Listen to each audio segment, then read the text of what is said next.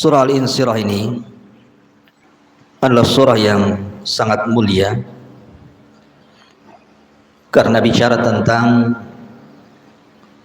sosok yang mulia Rasul kita Nabi besar Muhammad sallallahu alaihi wa ala alihi wasallam.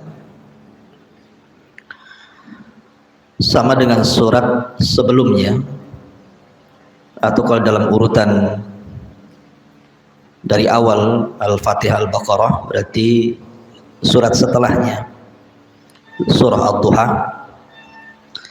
itu bicara soal sosok Nabi sallallahu alaihi wasallam.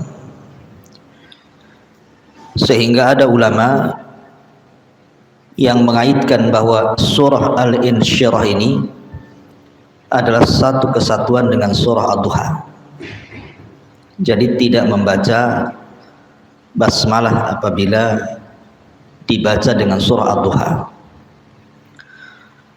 Di antara yang berpendapat bahwa surah Al-Insyirah dan Ad-Duha ini adalah satu surat adalah Umar ibn Abdul Aziz rahimahullahu ta'ala. Beliau apabila membaca surah Ad-Duha maka digabungkan dengan surah Al-Insyirah. Ma'asyiral muslimat yang dimuliakan Allah subhanahu wa ta'ala, kita baca dulu ayatnya baru kita jelaskan. A'udzubillahi minasyaitonir rajim. Bismillahirrahmanirrahim. Alam nashrah laka sadrak wa wada'na anka wizrak alladhi anqadha dhahrak wa rafa'na laka dhikrak fa inna ma'al usri yusra inna ma'al usri yusra fa idza faraghta fansab wa ila rabbika farghab. Bukankah kami telah melapangkan dadamu wahai Muhammad, dan kami pun telah menghilangkan beban dosa yang memberatkan punggung, dan kami tinggikan sebutan penamaan, maka sesungguhnya setiap kesulitan itu ada kemudahan, dan sesungguhnya setiap kesulitan itu ada kemudahan. Maka apabila engkau wahai Muhammad telah selesai dari sebuah ibadah, maka teruslah bekerja keras untuk ibadah yang lainnya, dan hanya kepada Tuhanmu lah engkau berharap. Baik. Surat ini disebut surat Al-Insyirah karena surat ini adalah pelipur lara bagi orang-orang yang sempit dadanya. Karena orang yang sempit dada itu biasanya dia tidak akan pernah bahagia hidupnya. Terkadang melakukan hal-hal yang membahayakan.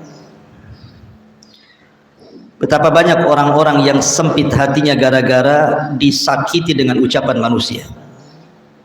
Entah difitnah, entah dicaci, entah dimaki, entah dibuli. Sehingga ketika sempit hatinya terkadang dia tidak mau jumpa manusia. Terkadang dia mau mencelakakan dirinya karena ucapan manusia terhadapnya. Terkadang ada yang sampai mengakhirinya. Itulah bahaya sempit dada itu, seperti itu. Makanya kenapa Rasulullah sallallahu alaihi wasallam mengatakan bahwa orang kaya itu bukan kaya harta, tetapi orang kaya itu yang lapang dadanya. Karena kekayaan belum tentu membahagiakan, tapi lapang dada sudah barang tentu membahagiakan. Makanya kenapa amalan yang paling tinggi dalam Islam itu adalah jabrul khawatir. Berusaha untuk meluaskan dada manusia. Jangan menyempitkan dada manusia. Kalau bisa luaskan dada manusia itu. Saya teringat satu kisah seorang syekh bercerita. Jadi ada seorang ibu yang sudah tua renta. Ibu ini sudah tua sekali. seumur-umur tidak pernah naik pesawat. Dan zaman dulu kalau orang naik pesawat itu kan orang kaya. Kalau orang kayak kita ini ya menghayal saja naik pesawat zaman dulu. Oh, zaman sekarang ya biasa saja ya, naik pesawat kayak naik angkot sekarang. Semua orang bisa naik pesawat. Jadi zaman dulu itu sudah wah gitu ya naik pesawat itu. Jadi sang ibu ini saking bangganya diajak oleh anaknya untuk naik pesawat. Kemudian dia pun naik pesawat, dan di atas pesawat rupanya tempat duduknya berbeda dengan anaknya. Jadi dia duduk bersama orang lain, anak muda yang masih muda, tapi bijak orangnya. Jadi kan pesawat kalau antar negeri, luar negeri itu kan beda dengan pesawat domestik kita ya. Ibu-ibu yang pernah haji atau umroh kan merasakan pesawatnya beda gitu ya, besar gitu ya. Kemudian biasanya dikasih makanan yang aneh-aneh. Biasa kita pecel lele di sini ya. Di pesawat yang besar itu makanan-makanan Eropa kadang-kadang, roti itu atau apa gitu ya, keju. Jadi sang ibu ini karena tidak pernah naik pesawat, kemudian datang pramugari yang mengantarkan makanan, dia tidak tahu makanan itu apa. Dia hanya tahu roti, tetapi campurannya tidak tahu apa. Kemudian dia pun karena ingin memakan, dia ambil roti. Kemudian dia mengambil sesuatu, disangkanya mungkin itu keju atau apa, padahal yang diambilnya adalah gula. Dan tidak matching mungkin bahasa kitanya. Tapi anak muda di sebelahnya diam saja karena segan untuk menegur ibu itu. Karena mengagungkan orang tua, diam saja dia. Lah orang-orang di sekitarnya melihat. Ketika kemudian sang ibu itu mengambil roti kemudian dengan gula tadi, pas dimakan memang tidak enak. Cuman satu suap kemudian diletakkan. Maka orang-orang di pesawat di sekitarnya mentertawakan tetapi tidak keras, seolah-olah mengejeknya. Jadi anak muda ini tahu bahwa ibu ini dalam kondisi sedang malu. Malu karena memang dia tidak pernah naik pesawat dan malu bertanya. Apalagi dengan orang-orang di sekitarnya mentertawakannya. Kemudian anak muda ini akhirnya kemudian meniru apa yang dilakukan ibu itu yang di sampingnya itu. Mengambil roti kemudian dengan gula juga, kemudian dimakannya. Kata anak muda ini, kok nggak enak? Kemudian ngomong sama ibu itu, ibu kenapa nggak kasih tahu bahwa roti kalau dicampur dengan ini tidak enak? Kata ibu tadi, iya saya juga sama. Sebenarnya anak muda itu tahu bahwa kalau dicampur itu tidak enak sebenarnya. Cuman hanya ingin menghibur orang tua tadi. Sehingga dia melakukan hal yang sama, kemudian ngomong sama ibu sebelah ini, ibu kenapa kok nggak ngasih tahu kalau saya mengambil itu tidak enak? Kata ibu, saya juga sama tadi. Jadi kan ada kawannya itu kan. Itu maksudnya ya. Lah dari kisah ini kata Syekh ini, lihat bagaimana anak muda ini menutupi perasaan malu orang tua tadi, supaya jangan kemudian sempit dadanya, gitu maksudnya. Lah harusnya kita juga bisa melakukan hal yang sama. Makanya kalau kita lihat, saya ulangi dari awal, orang-orang yang sempit dadanya karena ucapan manusia, karena bulian manusia, karena fitnah manusia, maka saya nasihatkan, bu, sayangi mereka. Jangan suka menyempitkan dada orang dengan ucapan kita. Jangan suka menyakiti perasaan orang dengan lisan kita. Mereka sudah sibuk kehidupan mereka dengan melayani suaminya, melayani anak-anaknya, melayani keluarganya, sudah sibuk dengan kehidupan mereka. Ibu pula kemudian tambah lagi dengan urusan ibu, menyempitkan dadanya, makin sempit lagi gitu. Makanya surah Al-Insyirah di sini memberikan sebuah faedah bahwa kebahagiaan itu ditentukan dengan lapangnya dada. Ya memang tentunya ada sebab-sebabnya. Tidak langsung kemudian dada ini jadi lapang, tidak. Ada sebab-sebab yang menjadikan lapang itu dada. Dada ini lapang. Di antaranya memperbanyak zikir. Itu salah satu yang melapangkan dada. Karena Nabi SAW, Allah sendiri yang mengatakan, ala bidzikrillahi tatmainnul qulub, bukan itu ya. Ingatlah dengan zikir kepada Allah itu bisa menenangkan hati, artinya melapangkan dada. Atau dengan cara beriman dengan takdir. Beriman dengan takdir Allah. Kalau seseorang beriman dengan takdir Allah itu pasti tenang hidupnya, pasti lapang dadanya. Dengan yakin bahwa apapun yang Allah kehendaki, jikalau manusia tidak berkehendak pasti terjadi. Apapun yang dikehendaki manusia, kalau Allah tidak berkehendak tidak akan terjadi. Artinya satu dunia mencelakakan ibu, kalau Allah tidak berkehendak tidak mungkin ibu celaka gitu. Tapi Allah kalau sudah mencelakakan orang, manusia hendak berusaha untuk mencegahnya, tidak akan bisa mencegahnya. Karena iman kepada takdir itu salah satu yang bisa melapangkan dada. Ataupun dengan cara optimis. Saya kira saya atau ibu atau siapapun lah, pasti dalam kehidupannya diuji oleh Allah, itu tidak mungkin tidak, pasti. Ada orang yang diuji kelaparan, ada orang yang diuji sakit, ada orang yang diuji dengan perceraian, ada orang yang diuji dengan nakalnya anak-anak, atau macam-macam ujian Allah itu kan macam. Dan itu bisa menyempitkan dada. Maka salah satu cara untuk melapangkan dada adalah dengan cara tafaul. Tafaul itu artinya optimis. Optimis bahwa akan datang kemudahan setelah kesulitan ini. Akan datang kemudahan setelah kesulitan ini. Itu maksudnya, optimis saja. Mungkin saya sekarang lagi diuji, tapi nanti akan datang kemudahan itu. Karena buktinya Bu, saya ataupun ibu-ibu pasti mengalami perkara yang sangat sulit yang tidak bisa keluar dari masalah itu kan. Saya yakin tidak mungkin tidak.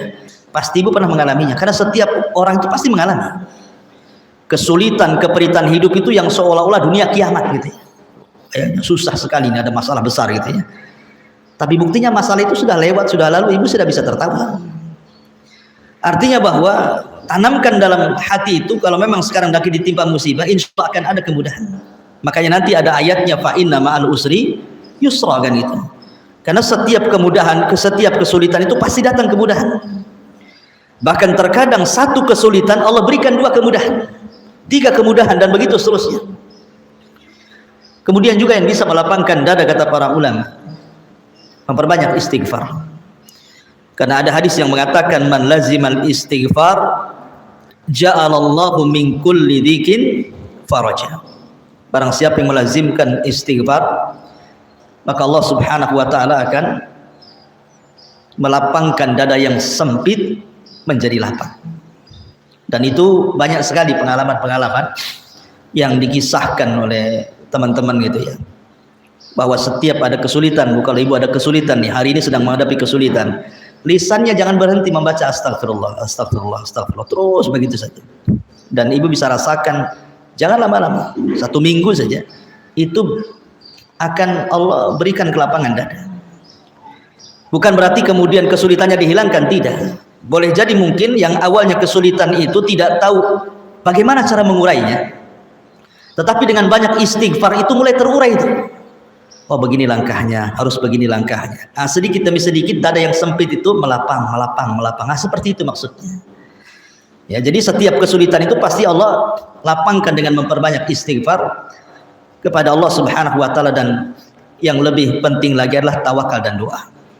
Sandarkan setiap kesulitan itu kepada Allah, yakin bahwa Allah yang menimpakan kesulitan, Allah yang akan menghilangkannya. Dan itu dengan cara terus berdoa kepada Allah Subhanahu wa taala. Kemudian di sini Allah mengatakan alam nashrah laka sadrak. Bukankah kami telah melapangkan dadamu wahai Muhammad? Lapang dada itu terhadap Nabi SAW memiliki dua makna. Makna yang pertama secara hissi, dan makna yang kedua secara maknawi. Apa itu hissi, apa itu maknawi? Hissi itu artinya secara fisik. Nabi SAW dilapangkan dadanya oleh Allah Subhanahu wa taala. Dan itu di dua peristiwa. Peristiwa yang pertama saat Nabi SAW berusia 4 atau 6 tahun. Saat di pangkuan Halimah Sa'diyah, radhiyallahu anha. Ketika Nabi Shallallahu alaihi wasallam kemudian disusui oleh Halimah Sa'diyah dan menjadi anak susuan Halimah Sa'diyah setelah berusia 4 atau 6 tahun, tiba-tiba malaikat datang dan membelah dada Nabi Shallallahu alaihi wasallam. Diambil jantungnya, dimasukkan ke bejana emas, dicuci dengan air zam-zam, kemudian dimasukkan lagi ke dadanya setelah dipenuhi hikmah dan ilmu pengetahuan, kemudian dijahit kembali. Kemudian peristiwa yang kedua saat Isra Mi'raj. Saat peristiwa Isra Mi'raj terjadi pembelahan dada yang kedua. Ketika Nabi Shallallahu alaihi wasallam berada di Hatim atau di Hijr atau di rumah Ummu Hani, datang malaikat menjemput Nabi Shallallahu alaihi wasallam untuk melakukan Isra dan juga Mi'raj. Tapi sebelum perjalanan ini dilakukan, maka malaikat Jibril kemudian membelah dada Nabi Shallallahu alaihi wasallam kedua kalinya, mengambil jantungnya, membersihkan dari kotoran-kotoran hati, kemudian memenuhi dengan ilmu dan hikmah, kemudian dimasukkan kembali dan dijahit kembali. Ini namanya pembersihan dada, pelapangan dada Rasul secara hissi, secara fisik namanya. Adapun secara maknawi, secara makna, Nabi Shallallahu alaihi wasallam tidak pernah meminta kepada Allah untuk dilapangkan dadanya, tetapi Allah yang memberikan kelapangan dada itu kepada Nabi Shallallahu alaihi wasallam. Dan inilah perbedaan antara Rasul dengan Nabi Musa. Nabi Musa adalah nabi yang paling banyak diuji oleh Bani Israel. Makanya kenapa Rasul mengatakan laqad udhiya akhi Musa bi'adan katsir fasabar. Sungguh Nabi Musa itu, saudaraku, telah banyak diuji dengan ujian yang sangat banyak sekali, tapi dia nabi yang sabar. Bagaimana tidak ketika Nabi Musa berdakwah kepada Fir'aun, didustakan, dikatakan gila, dikatakan penyihir, dikatakan macam-macam. Belum lagi perlakuan Bani Israel yang tidak pernah sabar dengan ketentuan, mudah kufur, mudah mengejek sampai kepada kehormatannya. Sehingga Nabi Musa alaihi salatu wassalam senantiasa berdoa kepada Allah untuk dilapangkan dadanya. Makanya ketika Allah Subhanahu wa taala memerintahkan Nabi Musa dan Harun untuk berangkat kepada Firaun, salah satu doa Nabi Musa apa? Rabbi shrah li sadri wa yassir li amri wahlul 'uqdatam min lisani yafqahu qauli. Inilah doa Nabi Musa. Ya Allah, lapangkan dadaku. Kenapa Nabi Musa minta dilapangkan dadanya ketika berdakwah dan menghadapi Fir'aun serta Bani Israel? Karena orang yang sempit dada itu sempit pikirannya. Orang yang sempit pikirannya maka akan susah untuk bicara. Kan begitu ya? Orang kalau kena musibah, Bu, tak hari itu kena musibah, langsung sempit dadanya, otaknya ikut sempit tuh. Dia ngomong apa bingung. Orang nggak akan paham kalau orang sempit dada itu. Makanya Musa meminta kepada Allah kelapangan dada, sebab kalau lapang dada, otak juga lapang. Ketika otak ini lapang, maka mengalirlah ucapan itu. Makanya dia minta kepada Allah Subhanahu wa taala, Rabbi shrahli sadri, ya Allah, lapangkan dadaku untuk menghadapi Fir'aun dan juga Bani Israel. Maka ini juga salah satu sebab, Bu, ya, kalau ibu ingin dilapangkan dada, doalah seperti doa Nabi Musa. Rabbi shrah li sadri, setiap salat, ya Allah, lapangkan dadaku, lapangkan dadaku. Karena penting lapang dada itu. Semua urusan akan beres tuh kalau orang lapang dada itu. Makanya kenapa seorang hakim dilarang memutuskan sebuah perkara kalau lagi emosi. Karena emosi itu menyempitkan dada, sehingga cara berpikirnya sempit dan dia akan memutuskan sebuah ketidakadilan. Makanya Rasul mengatakan la yaqdil qadi wa huwa ghadbah. Tidak boleh seorang hakim memutuskan perkara sementara dia lagi emosi. Tenangkan dulu hatinya baru memutuskan perkara. Ya. Jadi Nabi Musa alaihi salatu wasallam meminta kepada Allah untuk dilapangkan dadanya, tapi Rasul tidak minta. Tetapi Allah memberinya, alam nashrah laka sadrak. Bukankah aku telah memberikan kelapangan dada kepada Muhammad? Jadi kalau Musa meminta, Rasul diberi. Itulah kelebihan Nabi kita Muhammad sallallahu alaihi wasallam, diberikan kelapangan dada. Kan Nabi sallallahu alaihi wasallam akan mengalami perkara-perkara yang kurang lebih dialami para nabinya. Seperti dikatakan gila, dikatakan tukang sihir, perangkai syair, pemecah belah, dihina, dicaci, dimaki, diancam, intimidasi, macam-macam kan itu. Sehingga kalau tidak lapang dada, resign jadi nabi. Kalau lapang dada ya. Makanya saya katakan di muqaddimah, banyak orang yang ingin mengakhiri hidupnya gara-gara apa? Sempit dadanya kan. Mungkin gara-gara kemiskinan, gara-gara penyakit yang kunjung tidak sehat-sehat, ya, atau gara-gara perceraian, gara-gara macam-macam. Terkadang ada orang yang ingin mengakhiri hidupnya hanya gara-gara persoalan dunia. Makanya dalam kehidupan ini butuh lapang dada. Kalau tidak lapang dada bisa mencelakakan jiwa masalahnya. Lah di sini makna lapang dada secara maknawi itu artinya Rasul bisa menghadapi apapun dengan hati yang jernih. Coba ketika Nabi Shallallahu Alaihi Wasallam pulang dari Taif, di Mekah sudah tidak bisa berdakwah lagi karena setelah Amul Hazni, tahun kesedihan, di mana pamannya Abu Talib meninggal pada tahun ke-7 Hijriah. Kemudian selang beberapa bulan setelahnya Khadijah menyusul, meninggal di pangkuan Nabi Shallallahu Alaihi Wasallam sebagaimana Rasul meninggal di pangkuan Ummul Mukminin Aisyah radhiyallahu anha. Itulah romantisnya dua wanita ini, Khadijah dan Aisyah. Jadi Khadijah itu meninggal saat dipeluk Nabi.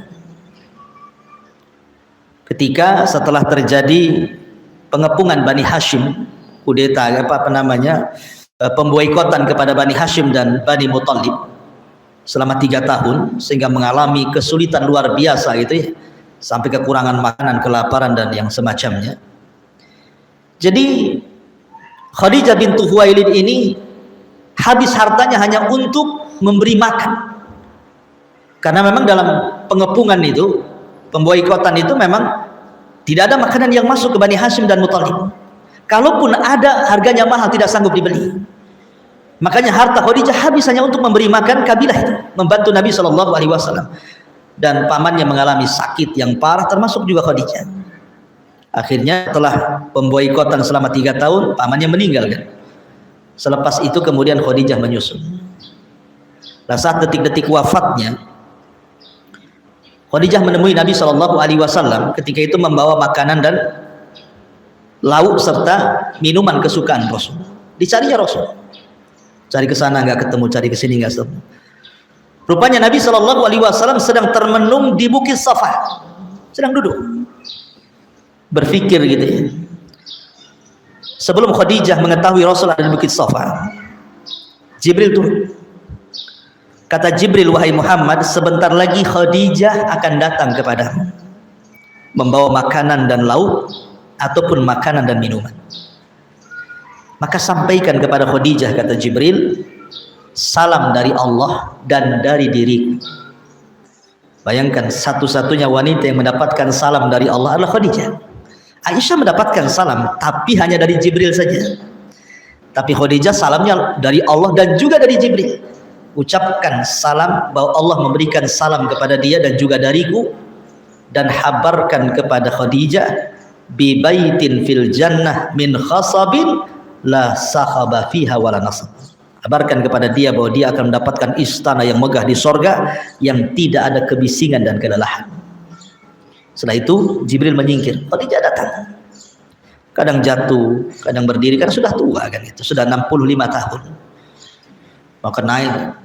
Setelah sampai di depan Nabi SAW karena sudah lelah, dia pun langsung memeluk Nabi SAW, kemudian membisikkan di telinganya, wahai suamiku, bersabarlah, kata Khadijah. Ingatlah perkataan Waraqah ibn Naufal. Jadi Khadijah mengingatkan kepada Rasul perkataan Waraqah ibn Naufal, dan mengatakan bahwa Waraqah pernah mengatakan bahwa engkau akan diusir, engkau akan dibunuh, engkau akan diintimidasi. Sabarlah wahai suamiku, kata Khadijah. Kemudian Nabi SAW mendengarkan sampai dadanya. Itulah pentingnya istri menghibur suaminya. Kemudian Khadijah terakhir mengatakan, ketika Rasul mengatakan, ya Khadijah, Allah menitipkan salam kepadamu. Maka Khadijah mengatakan, innallaha huwas salam wa ila Jibrilis salam wa ilaika assalamu wa rahmatullahi wa barakatuh. Kata Khadijah kepada Rasul, sesungguhnya Allah adalah as-salam. Salah satu nama Allah salam. Dan kepada Jibril juga keselamatan, dan untukmu juga keselamatan, berkahnya dan rahmat. Kemudian setelah itu Khadijah memeluk sambil menangis. Tiba-tiba malakul maut datang, kemudian mencabut ruh Khadijah di pangkuan Nabi Sallallahu Alaihi Wasallam. Jadi Khadijah sempat melapangkan dada Nabi dengan cara menghibur dan mengingatkan ucapan Waraqah bin Naufal dan menasihati agar sabar. Ya. Tapi sebaliknya Nabi Sallallahu Alaihi Wasallam meninggal di mana? Di pangkuan Aisyah, di dada Aisyah radhiyallahu anha. Sehingga dua wanita yang paling dicintai Nabi Sallallahu Alaihi Wasallam adalah Khadijah dan Aisyah kan? Itu kalau melihat cerita kematiannya. Intinya bahwa Nabi Sallallahu Alaihi Wasallam secara makna dilapangkan dadanya. Karena ketika dia pulang dari Taif, sudah tidak ada lagi yang membela dia kan? Abu Talib meninggal, Khadijah meninggal. Sementara penduduk Taif melempari dia dengan batu, mulai anak-anak sampai wanita. Tidak tersisa satupun penduduk Taif kecuali melempari Rasul, mengejek Rasul, menghina Rasul, mencaci maki sambil melempar. Bayangkan ketika itu Nabi Shallallahu Alaihi Wasallam sempit dadanya. Bagaimana tidak sempit? Dia tidak bisa kemana-mana lagi. Taif itu harapan terakhir Rasul ketika itu, sebab dia tidak bisa masuk Mekah masalahnya. Karena sudah diancam kalau dia masuk Mekah akan dibunuh masalahnya. Tapi Nabi Shallallahu Alaihi Wasallam, Allah Subhanahu wa taala firmankan, alam nashrah laka sadr. Bukankah kami telah lapangkan dadamu wahai Muhammad? Berupa apa? Ketenangan Rasul. Ketika orang-orang Taif itu melempari Nabi Shallallahu Alaihi Wasallam dengan batu sampai Rasul harus berlari sampai berdarah-darah, Nabi Shallallahu Alaihi Wasallam tidak pernah menjadikan musibah itu celaan kepada Allah. Ini kaidah. Jangan jadikan musibah celaan kepada Allah.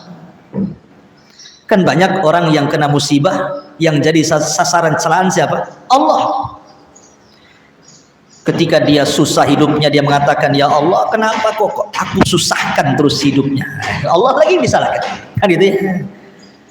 Ketika kemudian dia kena musibah sakit, kemudian melihat orang lain sehat terus, dia mengatakan, ya Allah, kenapa sakit ini terus kau timpakan kepada, kenapa gak orang lain saja? Ketika kemudian usahanya digulung, ditakdirkan gulung tikar, dia pun mengatakan, ya Allah, kenapa kau gulungkan usahaku seperti ini sehingga aku harus cari usaha di mana lagi? Nah, ini kesalahan manusia ketika mendapatkan musibah langsung sempit dadanya sehingga menjadikan musibah itu celaan kepada Allah. Maka jangan pernah jadikan musibah celaan bagi Allah. Lihat Rasul, ketika penduduk Taif itu terus melempari dia dengan batu, maka Nabi Shallallahu Alaihi Wasallam hanya mengatakan kepada Allah Subhanahu Wa Taala, ya Rabb, innama ashku dha'fa quwwati. Ya Rabb, aku hanya mengadukan kelemahan diriku kepada bangsa Taif. Aku hanya seorang manusia, tidak bisa memberikan hidayah kepada mereka, kata Rasul. Kata Nabi Shallallahu Alaihi Wasallam sampai di akhir kata-katanya, apa kata Rasul? Illam takun taskhatu alayya fala ubali. Kalau engkau tidak murka kepadaku ya Rabb, aku tidak peduli apakah orang itu mau mencaci maki, melempar saya, terserah, yang jelas engkau tidak marah kepadaku. Jadi itu yang harus ditanamkan. Selama Allah Subhanahu wa taala redha kepada kita, senang kepada kita, tidak marah kepada kita, terserah kau mau uji apa diriku, itu maksudnya. Dan itu bentuk kelapangan dada Nabi. Ya, jangan jadikan musibah itu menjadikan bentuk celaan kita kepada Allah Subhanahu wa ta'ala. Alam nashrah laka sadrak. Bukankah kami telah melapangkan dadamu wahai Muhammad? Kemudian Allah Subhanahu wa ta'ala mengatakan, wa wada'na anka wizrak. Wa wada'na anka wizrak. Dan kami pun telah menurunkan, wa wada'na itu artinya meletakkan. Wada'tu syai'an artinya aku meletakkan sesuatu, dan kami telah meletakkan angka darimu wizrak. Wizrak itu artinya dosa. Makanya Rasul mengatakan, man sanna sunnatan sayyi'atan falahu wizruha wa wizru man amila ba'dahu la yanqusu min aujarihim syai'ah. Kan itu ya, barang siapa yang memberikan contoh yang buruk maka dia dapat dosa. Jadi wizrun itu dosa, dan dosa orang yang mengikuti setelahnya tanpa mengurangi dosa mereka sedikit pun. Jadi wizrok itu artinya dosa, kami letakkan darimu dosa. Dari sini ada sebuah pertanyaan, mungkinkah Nabi melakukan dosa? Kan di sini Allah katakan kami letakkan darimu dosamu, seolah-olah Nabi berbuat dosa kan? Mungkinkah Nabi berbuat dosa? Kita katakan iya, Nabi bisa saja berbuat dosa, tetapi yang dimaksud dosa di sini bukan dosa besar, bukan dosa yang ma'ruf yang kita lakukan, berzina, berjudi, minum khamr, berdusta, bukan. Rasul tidak pernah melakukan dosa besar, dia maksum daripada dosa besar. Tetapi yang dimaksud wizrak dosa di sini adalah kesalahan-kesalahan Nabi Shallallahu Alaihi Wasallam yang tanpa disengaja Rasul, dan itu disalahkan oleh Allah. Contoh ketika Nabi Shallallahu Alaihi Wasallam berdakwah kepada para pembesar Quraisy dengan harapan kalau pembesarnya masuk Islam, kabilahnya masuk Islam. Tiba-tiba datang orang buta namanya Abdullah ibn Ummi Maktum ingin masuk Islam. Dia cari Nabi Shallallahu Alaihi Wasallam, rupanya Rasul sedang di majelis bersama pembesar-pembesar Quraisy, sedang mendakwai mereka, harapannya supaya mereka bisa masuk Islam dan kabilahnya ikut masuk Islam. Tapi Abdullah ibn Ummi Maktum yang buta dan miskin ini betul-betul ingin masuk Islam. Bukan seperti para pembesar itu kan belum tentu masuk Islam kan? Itu kan hanya harapan Nabi saja, mudah-mudahan masuk Islam. Tapi Abdullah ibn Maktum ini jelas-jelas ingin masuk Islam. Tiba-tiba sampai di majelis itu tidak dilayan sama Nabi, sama sekali tidak dilayan. Bahkan Nabi Shallallahu Alaihi Wasallam bermuka masam, dan itulah Rasul seumur hidup bermuka masam satu kali. Ketika datang Abdullah ibn Ummi Maktum, kalau ibu ya berkali-kali muka masam, itu bukan sekali saja gitu ya. Kurang belanja masam gitu ya. Suaminya lambat datang masam. Ya, tapi ada masalah masam. Gitu. Jadi Nabi SAW itu seumur hidup cuma satu kali saja muka masam, itu ketika melihat Abdullah ibn Ummi Maktum. Mungkin bahasa kita, ngapain kamu datang? Ya, aku lagi sibuk ini ya, mendakwai para pembesarku, jadi terganggu gitu. Mungkin bahasanya seperti itu. Ya, Rasul itu berpaling mukanya, tidak mau mengarah kepada Abdullah ibn Maktum sambil masam mukanya, nampak ketidaksukaan. Maka Allah Subhanahu wa taala membela Abdullah ibn Ummi Maktum dengan menurunkan ayat menegur Rasul, abasa wa tawalla an ja'ahul a'ma wa ma yudrika la'allahu yazakka ila akhiril ayat. Rasul menegur, enggak boleh kayak gitu, kata Allah, enggak boleh. Orang ini jelas-jelas ingin masuk Islam, harusnya kau layani. Lah pembesar-pembesar itu belum tentu masuk Islam, ngapain dilayani gitu maksudnya. Lah kesalahan-kesalahan yang seperti ini yang dimaksud dalam ayat ini, wa wada'na anka wizra. Atau mungkin contoh yang lain biar mudah. Ketika terjadi perang Badar, Islam dimenangkan dan berhasil menawan 70 asir ataupun tawanan dari orang-orang Quraisy. Walaupun di dalam tubuh kaum muslimin pun meninggal 70 syuhada Uhud. Jadi dari kaum muslimin meninggal 70 syuhada Uhud, tapi dari orang kafir lebih banyak lagi, tapi dapat tawanan 70 juga. 70 tawanan orang-orang kafir Quraisy. Ketika itu terjadi khilaf antara Abu Bakar dan Umar, kira-kira tawanan ini diapain? Abu Bakar mengatakan sebaiknya kita minta tebusan kepada orang-orang Quraisy. Kalau ingin keluarganya selamat, tebus.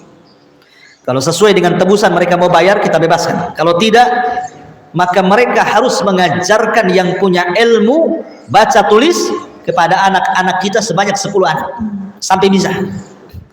Kalau tidak bisa, maka dia jadi budak.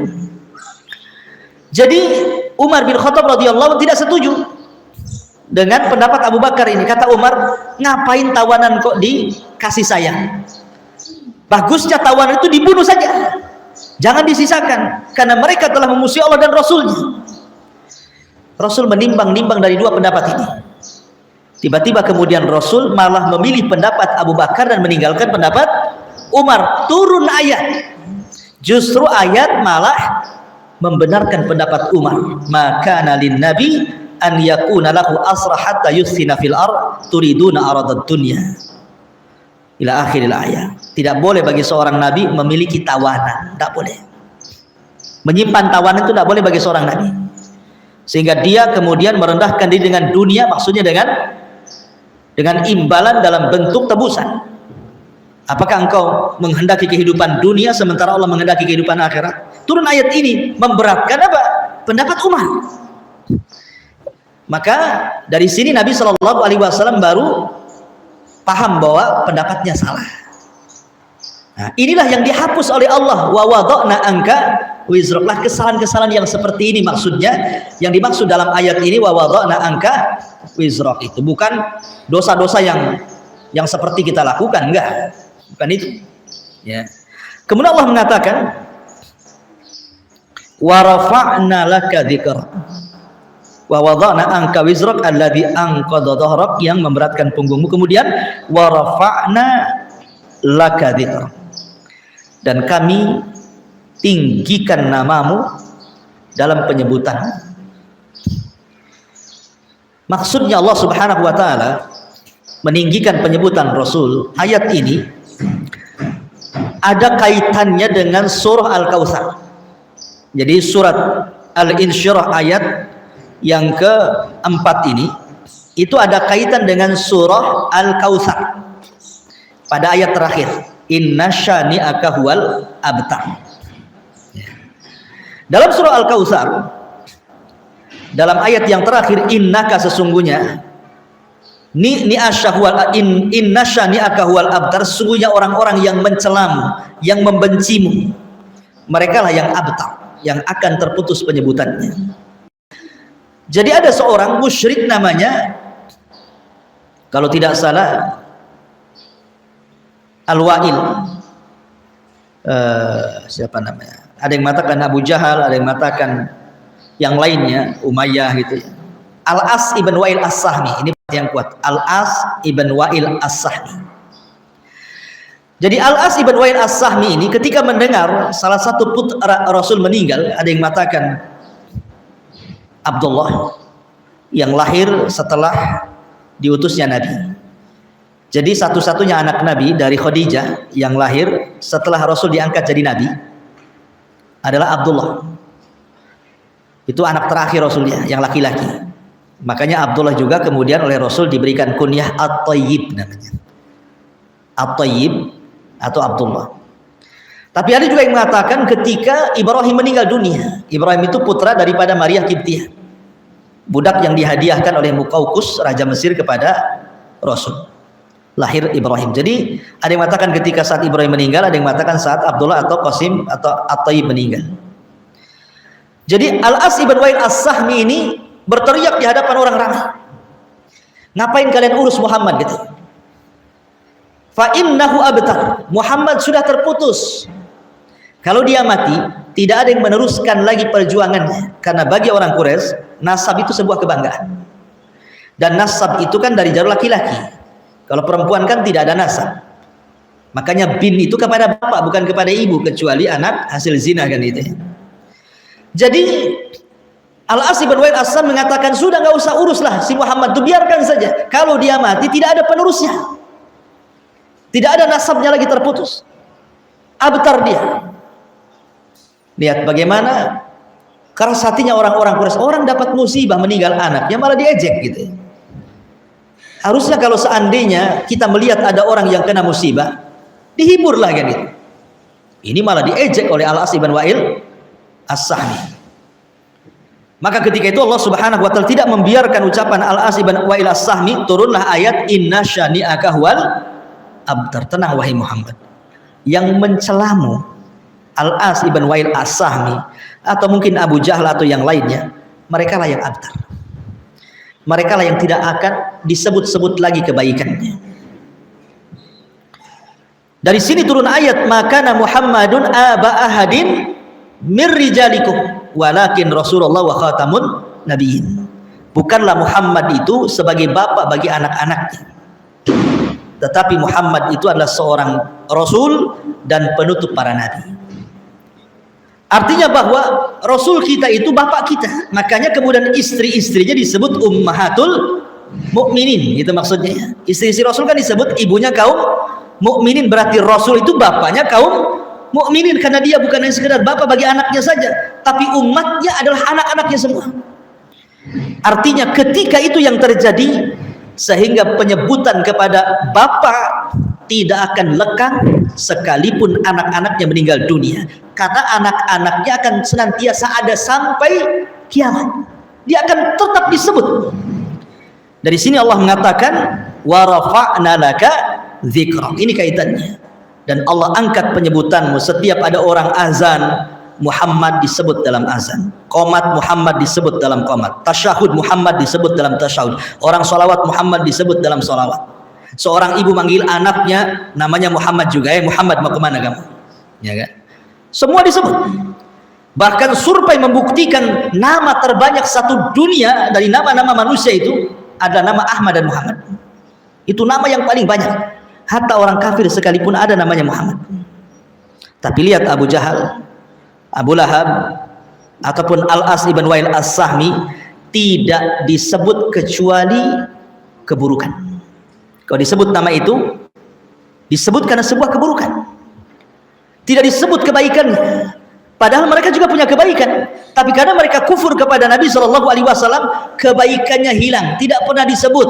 Bahkan kalaupun namanya disebut, bukan untuk dipuji, tetapi untuk direndahkan. Sampai orang kafir sendiri tidak ada yang memberikan nama anak mereka Abu Lahab, Abu Jahal, nggak ada. Orang kafir sekalipun. Ya.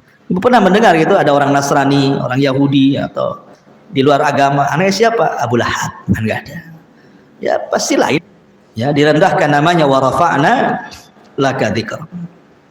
Kemudian Allah mengatakan fa inna ma'al usri yusra, inna ma'al usri yusra.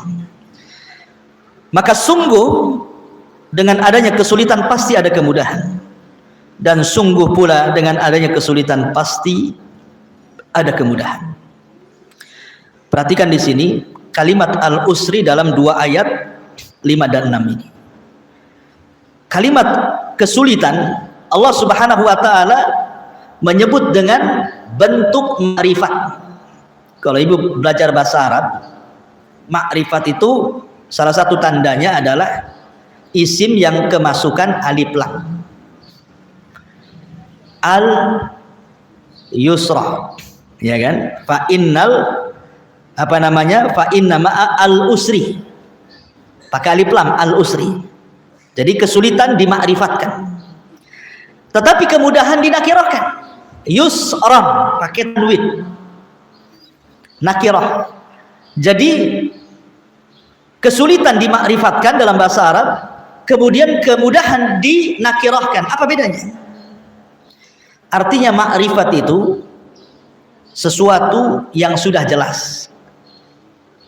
Jadi ketika Allah mengatakan al-usri berarti satu kesulitan, karena ada alif lam di situ. Tapi yusron itu nakirah, wan nakiratu tufidul umum. Nakirah itu memiliki makna umum, bisa satu, bisa dua, bisa tiga, bisa empat, bisa lima.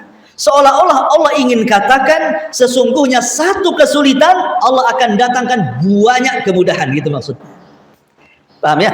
Ya. Al-usri itu kan makrifat, satu kesulitan. Yusron itu nakirah, dan nakirah itu umum, bisa satu, bisa dua, bisa tiga. Berarti kalau Allah Subhanahu wa taala mengumumkan satu kesulitan, nanti Allah akan datangkan banyak kemudahan, gitu maksudnya. Kemudian juga Allah mengatakan fa inna ma'al usri yusra, sama. Apakah ini pengulangan? Apakah maknanya sama? Kata para ulama tidak ada ayat pengulangan dalam Quran itu. Semua ada maknanya.